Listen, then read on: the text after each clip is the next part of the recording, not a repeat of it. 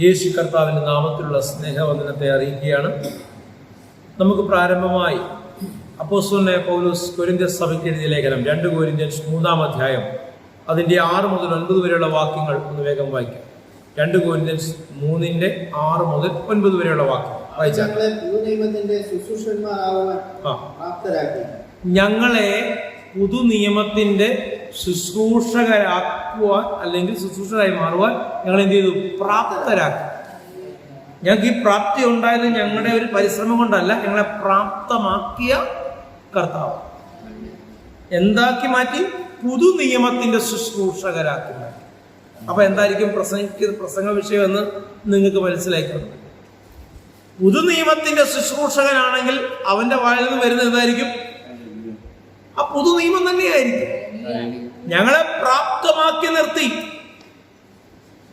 എന്ത് ശുശ്രൂഷിക്കുവാൻ? പുതുനിയമം ശുശ്രൂഷിക്കുവാൻ. വായിച്ച 9 വരെ വായിക്കാം കേട്ടോ. അക്ഷരത്തിന്റെ ശുശ്രൂഷയല്ല, ആത്മാവിന്റെ ശുശ്രൂഷ. എത്ര? 2 തരം ശുശ്രൂഷ. 1 അക്ഷരത്തിന്റെ ശുശ്രൂഷ, 2 ആത്മാവിന്റെ ശുശ്രൂഷ. അപ്പൊ ഞങ്ങളെ ആക്കി വെച്ചിരിക്കുന്നത് അക്ഷരത്തിന്റെ ശുശ്രൂഷകന്മാരായിട്ടല്ല, പകരം ആത്മാവിന്റെ ശുശ്രൂഷകരായിട്ട് ഞങ്ങൾ ആക്കി വെച്ചിരിക്കുക. 1 ഞങ്ങൾ പുതുനിയമത്തിന്റെ ശുശ്രൂഷകരാണ്, 2 അക്ഷരത്തിന്റെ ശുശ്രൂഷകരല്ല, ആത്മാവിന്റെ ശുശ്രൂഷകരാണ്. വായിച്ചാൽ അക്ഷരത്തിന്റെ പ്രത്യേകത എന്താണ്? അക്ഷരം കൊല്ലുന്നു, ആത്മാവോ ജീവിപ്പിക്കുന്നു. ഹല്ലേലൂയ. മരണത്തിന്റെ ശുശ്രൂഷ, അക്ഷരത്തിന്റെ ശുശ്രൂഷ, പഴയ നിയമത്തിന്റെ ശുശ്രൂഷ, പുതുനിയമത്തിന്റെ ശുശ്രൂഷ. മറുഭാഗം പുതുനിയമത്തിന്റെ ശുശ്രൂഷ, പിന്നെ ആത്മാവിന്റെ ശുശ്രൂഷ, ജീവന്റെ ശുശ്രൂഷ. ഹല്ലേലൂയ. അപ്പൊ ഒരിടത്ത് മരണമാണ് എങ്കിൽ മറുഭാഗത്ത് എന്താണ്? ജീവൻ. എങ്ങനെയുള്ള ജീവൻ? സമൃദ്ധിയായ ജീവൻ. വായിച്ചാൽ കല്ലിൽ അക്ഷരമായി കൊത്തിയിരുന്ന മരണ ശുശ്രൂഷ നീക്കം വരുന്നതായ ആ നീക്കം വരുന്ന ശുശ്രൂഷയിൽ മോശയുടെ മുഖത്ത് തേജസ് നിമിത്തം ഇസ്രായേൽ മക്കൾക്ക് അവന്റെ മുഖത്ത് നോക്കുവാൻ നോക്കിക്കൂടാതെ വേണം തേജസ് ഉള്ളതാണ് എങ്കിൽ ആത്മാവിന്റെ ശുശ്രൂഷ അധികം തേജസ് ഉള്ളതാണ്. അപ്പൊ ഈ കൊല്ലുന്ന മരണത്തിന്റെ ശിക്ഷാവിധിയുടെ കണ്ടംനേഷന്റെ ശുശ്രൂഷ, അതിനകത്ത് തേജസ് ഉണ്ടെന്ന് നിങ്ങൾ വിശ്വസിക്കുന്നുവെങ്കിൽ ആത്മാവിന്റെ ശുശ്രൂഷ എത്രയോ തേജസ് ഉള്ളതാണ്. രാമ്യം പറഞ്ഞ അത് കുറെ കൂടെ നമുക്ക് വ്യക്തമാകും. ആ 9 വരെ വായിച്ചു.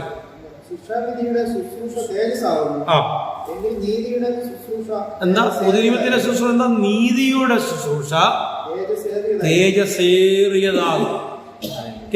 ഈ തേജസ്സേറിയ ശുശ്രൂഷയിൽ ആയിരിക്കുന്നവർക്ക്, അല്ലെങ്കിൽ യേശുക്രിസ്തുവിലായിരിക്കുന്നവർക്ക് നൽകപ്പെട്ടിരിക്കുന്ന ഒരു ഗ്യാരണ്ടിയുണ്ട്, ഒരു ഉറപ്പുണ്ട്. എന്താണെന്നറിയാവോ? റോമൻസ് 8:1.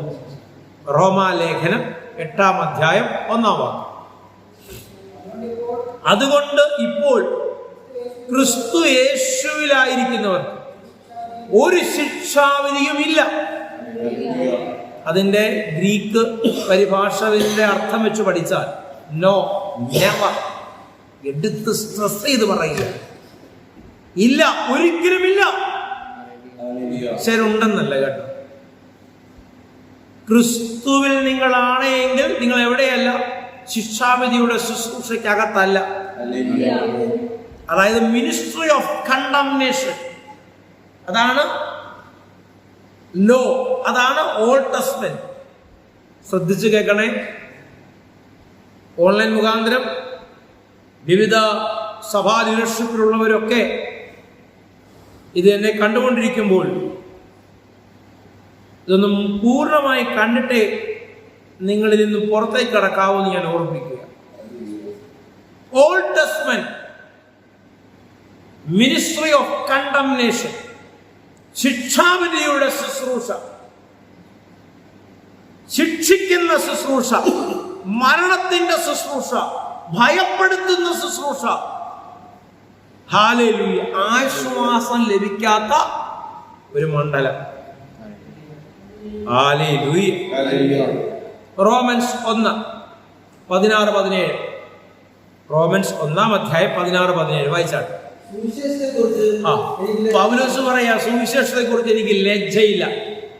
എന്താ ലജ്ജയില്ല എന്ന് പറയാൻ കാരണം ഇത് മുഖാന്തരം ഇതിന്റെ റിസൾട്ട് ഭയങ്കരം.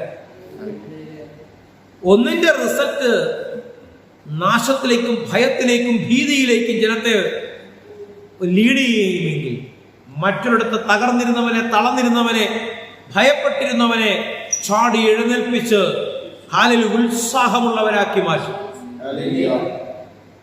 അതുകൊണ്ട് തന്നെ സുവിശേഷത്തെ കുറിച്ച് എനിക്ക് ലജ്ജയില്ല.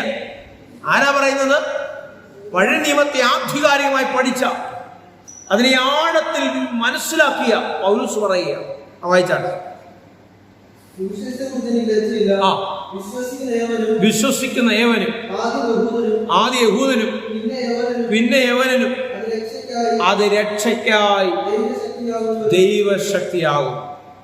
യഹൂദനും യവനും പിന്നെ വിശ്വസിക്കുന്ന എല്ലാവർക്കും അത് ദൈവശക്തിയാകും.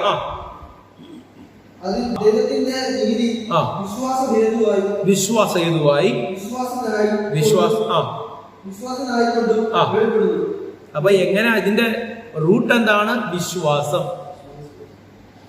എന്റെ പ്രവർത്തികളല്ല, എന്റെ എഫോർട്ടല്ല, എന്റെ വർക്കല്ല, പിന്നെന്താ? ഈ നീതീകരണം എങ്ങനെ സാധ്യമാകുന്നു? ഈ രക്ഷ എങ്ങനെ സാധ്യമാകുന്നു? വിശ്വാസത്താൽ. എങ്ങനെ? വിശ്വാസത്താൽ. ഹല്ലേലൂയ. ആമേൻ പറഞ്ഞാട്ടെ. വായിച്ചു. നീതിമാൻ വിശ്വാസത്താൽ ജീവിക്കും എന്ന് എഴുതിയിരിക്കുന്നുവല്ലോ. ഒരാമേൻ പറഞ്ഞു. ഓക്കെ, റോമൻസ് 1:16-17 ഇപ്പൊ വായിച്ചത്. ഓക്കെ, സ്തോത്രം. റോമൻസ് 2-ാം അതിന്റെ 28-29 വാക്യം. പുറമേ യഹൂദനായവൻ യഹൂദനല്ല. കേട്ടോ, ശ്രദ്ധിച്ചോളൂ. അതിന് മുമ്പ് ഈ ന്യായപ്രമാണം പാലിച്ച് ജീവിക്കുന്നതിനെ കുറിച്ചൊക്കെ ഒത്തിരി സംഭവം കൊടുത്തിട്ടുണ്ട്. ന്യായപ്രമാണം സംബന്ധിച്ച് അതിൽ ഫോക്കസ് ചെയ്ത് ജീവിക്കുന്നവർക്ക്, കൃപ എന്തെന്ന് തിരിച്ചറിയാത്ത ജനത്തിന് അവരെ കുറിച്ചുള്ള ഒത്തിരി കാര്യങ്ങൾ മുകളിൽ കൊടുത്തിട്ടുണ്ട്. അപ്പം യഹൂദ പാരമ്പര്യത്തിൽ ഊറ്റം കൊള്ളുന്നവരെ കുറിച്ച് അവരെ നോക്കി, ന്യായപ്രമാണത്തിൽ മുറുകെ പിടിച്ച് ജീവിക്കുന്നവരെ നോക്കി. ന്യായപ്രമാണം കൽപ്പനയൊക്കെ ആർക്കുള്ളതാ? ഇതെല്ലാം നമുക്കുള്ളതാന്ന് പറഞ്ഞു കിടക്കുന്ന ഒരുപാട് ആത്മീയ, ഇത് പറയാൻ എനിക്കൊരു മടിയില്ല കേട്ടോ. ഇത് പറഞ്ഞ് ഇങ്ങനെ പഠിപ്പിക്കുന്ന ഒരുപാട് ആത്മീയ നേതാക്കന്മാരുണ്ട്. കൽപ്പന ഉപകൽപ്പനയെല്ലാം നിങ്ങൾ പാലിക്കണം, നിങ്ങൾ ചെയ്യണം, നിങ്ങൾ പ്രവർത്തിക്കണം. എന്നാൽ ഹല്ലേലൂയ, സകല കൽപ്പനകളുടെയും നീതിയുടെയും ഉടമസ്ഥനായ ക്രിസ്തുവിൽ നീ നിറഞ്ഞാൽ പിന്നെ നീ സ്വയമേ നീതീകരിക്കപ്പെടുകയല്ല, നിന്നെ ദൈവം തമ്പുരാൻ നീതീകരിക്കുകയാണ്. നീ പാലിച്ച് നീ ചെയ്ത ശുദ്ധീകരണം പ്രാപിക്കുകയല്ല, യേശുവിന്റെ രക്തത്തിലൂടെ ശുദ്ധീകരണം ഉണ്ടാകുക. വായിച്ചാണ്. പുറമേ യഹൂദനായവർ യഹൂദനല്ല. പുറമേ ജഡത്തിലുള്ളത് പരിച്ഛേദനയുമല്ല. ആഗമേ യഹൂദനായവൻ. അപ്പൊ ഈ പറയുന്ന പുറമെ യഹൂദൻ എന്നൊരു വിഭാഗത്തിന് പേരുണ്ടായതുകൊണ്ട് അവനാരല്ല യഹൂദൻ എന്നുള്ളതിനൊരു അർത്ഥമുണ്ട്. അവനാരല്ല? യഹൂദനല്ല. പുറമേ നടന്ന ആ ആചാരങ്ങൾ കൊണ്ട് അവൻ എന്ത് ചെയ്യുന്നില്ല? അവൻ ലോകത്തിൽ നിന്ന് വേർപെടുന്നില്ല. അപ്പൊ ഈ വേർപാടും ഈ വിശുദ്ധിയും ഉണ്ടാകുന്നത് എവിടാ? അതെവിടാ? ഏത് മണ്ഡലത്തിലാണ് ഉണ്ടാകേണ്ടത്? അകത്താ ഉണ്ടാകേണ്ടത്. വേർപെട്ടവനാന്ന് കാണിക്കാൻ വേണ്ടി പ്രത്യേകമായ രീതിയിൽ ശൈലിയിൽ വസ്ത്രം ധരിച്ചും പ്രത്യേകമായ തലങ്ങളോടൊക്കെ ചലിച്ച് ഞാൻ വേർപെട്ടവനെന്ന് കാണിക്കുന്ന മണ്ഡലത്തെ അല്ല ഈ പറയുന്നത്. ആഗമേ യഹൂദനായുമാണ്. അകത്താണ് പരിച്ഛേദന ഉണ്ടാകേണ്ടത്. അകത്താണ് ചേഞ്ചസ് വരേണ്ടത്. ആ ചേഞ്ചസിന്റെ റിഫ്ലക്ഷനാണ്, അതിന്റെ പ്രതിഫലനമാണ് പുറത്തുണ്ടാകേണ്ടത്. അല്ലേ ലൂയി? വാക്യങ്ങൾ പൂർണ്ണമായോ? അക്ഷരത്തിലല്ല ആത്മാവിലുള്ള ഹൃദയ പരിച്ഛേദന. അതാണ് പരിച്ഛേദന. ആത്മാവിലുണ്ടാകുന്ന പരിച്ഛേദന. അവന് മനുഷ്യരാലല്ല ദൈവത്താൽ തന്നെ പുകഴ്ച ലഭിക്കും. കേട്ടോ, ആരാ പുകഴ്ത്തുന്നത്? ദൈവത്താൽ. ഒരാമീൻ പറഞ്ഞ. മൂന്നാം അധ്യായം 20-21 വാക്യം ഒന്ന് വായിച്ചിട്ട്. 3:20-21 അതിന്റെ അടുത്ത വാക്യം അധ്യായം 3:20-21. അതുകൊണ്ട് ന്യായപ്രമാണത്തിന്റെ പ്രവർത്തികളാൽ ഒരു ജഡവും അവന്റെ സന്നിധിയിൽ നീതീകരിക്കപ്പെടുകയില്ല. കേട്ടോ, ഈ ന്യായപ്രമാണം അത് ആവശ്യമെന്ന് പറയുന്നെങ്കിൽ ശ്രദ്ധിച്ചോളാം, ഒരു ജഡവും അത് മുഖാന്തരം എന്ത് ചെയ്യുന്നില്ല, നീതീകരിക്കപ്പെടുന്നില്ല. ആരാ പറഞ്ഞത്? ന്യായപ്രമാണത്തെ കുറിച്ച് വളരെ ആഴത്തിൽ, വളരെ ഡീപ് സ്റ്റഡി നടത്തിയ പൗലോസ് പറയുക, ന്യായപ്രമാണത്തിലൂടെ ഒരു ജഡവും എന്ത് ചെയ്യുന്നില്ല, നീതീകരിക്കപ്പെടുന്നില്ല. എത്രാമത്തെ വാക്യം വായിച്ചു? 3:20-21 വായിച്ചു. ന്യായപ്രമാണത്തിലൂടെ ലഭിക്കുന്ന എന്തേ ഉള്ളൂ? പാപത്തെ കുറിച്ചുള്ള പരിജ്ഞാനം ലഭിക്കുന്നു. ഇപ്പോഴോ ദൈവത്തിന്റെ നീതി വിശ്വസിക്കുന്ന കേട്ടോ, നീതീകരണം എങ്ങനെ സാധ്യമാകുന്ന? വിശ്വസിക്കുന്ന എല്ലാവരുടെ മേലും യേശുക്രിസ്തുവിങ്കലെ. ആരിലൂടെ ആ നീതീകരണം സാധ്യമാകുന്നത്? മോശയിലൂടെ അല്ല, അബ്രഹാമിനും ഇസാക്കിലൂടെ അല്ല, മൊർദെഖായിയുടെ കഥ പഠിച്ചത് കൊണ്ട് ലഭിക്കത്തില്ല, ഹാമാനെ കുറിച്ച് പഠിച്ചത് കൊണ്ട് ലഭിക്കത്തില്ല, ദാവീദിന്റെ സഞ്ചാര ദിശകളും ദാവീദിന്റെ രാജ്യത്തെയും കുറിച്ച് പഠിച്ചത് കൊണ്ട് കിട്ടത്തില്ല. അല്ലെങ്കിൽ ഒരൊറ്റ ആളെ കുറിച്ച് മാത്രം നീ ശ്രദ്ധ കൊടുക്കുക, ഒരുവൻ മാത്രം നീ നിറയുക. ആരെ കുറിച്ച്? നിനക്ക് വേണ്ടി അവസാന തുള്ളി രക്തം വരെ ഊറ്റിത്തന്ന യേശു ക്രിസ്തുവിലൂടെ നീതീകരണം സാധ്യമാകുന്നത്.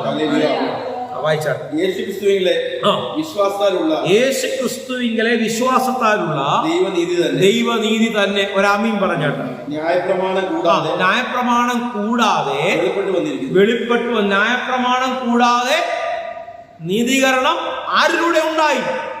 യേശുക്രിസ്തുവിലുള്ള വിശ്വാസത്താൽ. 20-21 അതിന്റെ 27-ാമത്തെ വാക്യമായി. 27 3:27. ആകയാൽ പ്രശംസയുടെ അത് പോയി. ഏത് മാർഗത്താൽ? കർമ്മമാർഗത്താലോ അല്ല വിശ്വാസമാർഗത്താൽ.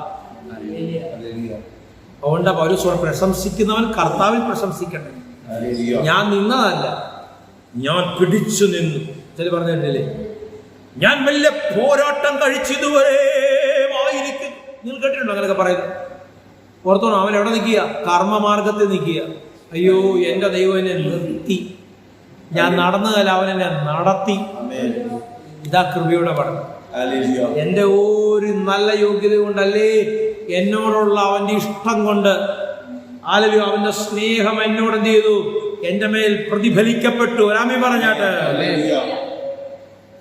സ്തോത്രം. റോമൻസ് 4:14-15.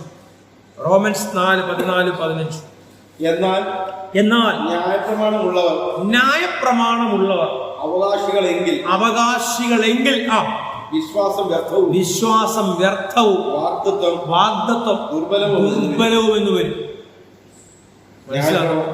ന്യായപ്രമാണം ഓക്കെയാണ് എങ്കിൽ വിശ്വാസം വ്യർത്ഥവും ഈ വാഗ്ദത്തങ്ങൾ ദുർബലവും എന്ന് വരും. എന്ന് പറഞ്ഞാൽ യേശു ക്രിസ്തു ക്രൂശിൽ ചെയ്തത് വ്യർത്ഥമെന്ന് വരും. അവസാന തുള്ളി രക്തം വരെ ഊറ്റിത്തന്ന് ആ ക്രിസ്തുവിനുള്ള പരിജ്ഞാനത്തിന്റെ തികവിൽ നിങ്ങൾ ചലിക്കുന്നതിന് പകരം യഹൂദന്റെ കഥ പഠിച്ചുകൊണ്ടിരുന്നാൽ ഹല്ലേലൂയ, കർത്താവ് ക്രൂശിൽ ചെയ്തത് വ്യർത്ഥമെന്ന് വരും. ബ്രാഹ്മീൻ പറഞ്ഞ ന്യായപ്രമാണം കോപത്തിന് ഹേതുവാകും. ന്യായപ്രമാണത്തിന്റെ റിസൾട്ട് എന്താ? കോപത്തിന് അത് ഹേതുവായി മാറും. ന്യായപ്രമാണം ഇല്ലാത്തിടത്ത് ലംഘനവുമില്ല. എത്രാമത്തെ വാക്യം വായിച്ച്? 15. ഒന്ന് ചേർന്ന് കർത്താവിനെ ശക്തി ശ്രദ്ധിച്ചാൽ, ന്യായപ്രമാണം ഇല്ലാത്തിടത്ത് 15 പൂർണ്ണമായോ? എന്തോ 16 കിടക്കുന്നു. അതുകൊണ്ട് ആ കൃപാദാനം ആ എന്ന് വരേണ്ടതിന് ആ വിശ്വാസത്താൽ അത്രേ ആ അവകാശികളാകുന്നത്. കേട്ടോ കേട്ടോ കേട്ടോ.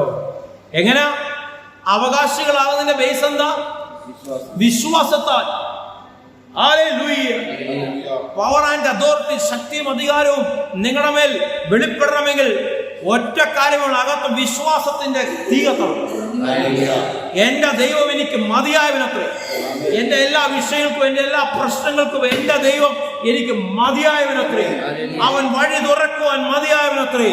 ഏത് ഇരുട്ടിന്റെ നടുവിലും, ഏത് കുണ്ട്രയുടെ നടുവിലും, ഏത് അടഞ്ഞ മണ്ഡലങ്ങളുടെ നടുവിലും എന്റെ കർത്താവ് എനിക്ക് വേണ്ടി ഇറങ്ങി വരുമെന്ന് നിങ്ങൾ വിശ്വസിക്കുന്നുവെങ്കിൽ ഇന്ന് ഇത് കേട്ടുകൊണ്ടിരിക്കുന്നവരുടെ ജീവിതത്തിൽ വലിയ മറുപടികളുണ്ടാവും. കണ്ണടയ്ക്കാൻ പ്രാർത്ഥിക്കാം. അരുമനാഥായ യേശു അപ്പ, ഭയപ്പെട്ടിരുന്നവർക്ക്, പല വിഷയങ്ങളെ ഓർത്ത് പേടിച്ചിരുന്നവർക്ക് വലിയൊരു സ്വസ്ഥതയുടെ അനുഭവം പകർന്നതിനെ ഓർത്ത് സ്തോത്രം. എന്റെ യേശുവിന്റെ രക്തത്താൽ എനിക്ക് മോചനമുണ്ട്. എന്റെ കർത്താവേ എന്റെ ഹൃദയത്തിൽ ഞാൻ വിളിക്കുമ്പോൾ അവൻ എന്റെ അടുത്തേക്ക് വരും. എന്റെ കണ്ണുനീര് അവൻ തുടയ്ക്കും. എനിക്ക് വേണ്ടി അവൻ വഴികളെ തുറക്കും. എന്റെ ദൈവം എനിക്ക് മതിയായവനാണ്. ആ ഒരു ബോധ്യം സകലമേലും പകരുന്നതിനെ ഓർത്ത് സ്തോത്രം. സാക്ഷ്യങ്ങളാലും അത്ഭുതങ്ങളാലും സകല നിറയ്ക്കുന്നതിനെ ഓർത്ത് സ്തോത്രം. കർത്താവിന്റെ അധികാരമുള്ള നാമത്തിൽ തന്നെ.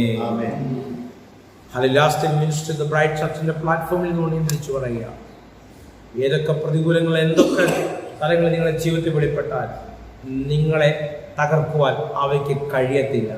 കാരണം എന്റെ ദൈവം നിങ്ങളുടെ കൂടെയുണ്ട്. ദൈവം നിങ്ങളെ ധാരാളമായി നിറയ്ക്കട്ടെ, ശക്തീകരിക്കട്ടെ.